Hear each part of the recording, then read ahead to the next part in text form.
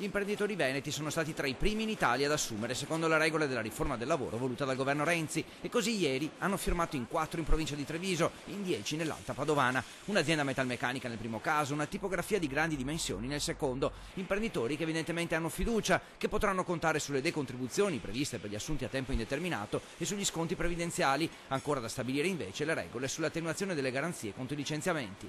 Noi comunque abbiamo avuto un vantaggio in termini di riduzione di costi INPS, mi pare per alcune migliaia di euro, per 3 anni, per cui sostanzialmente anche abbiamo avuto un vantaggio economico.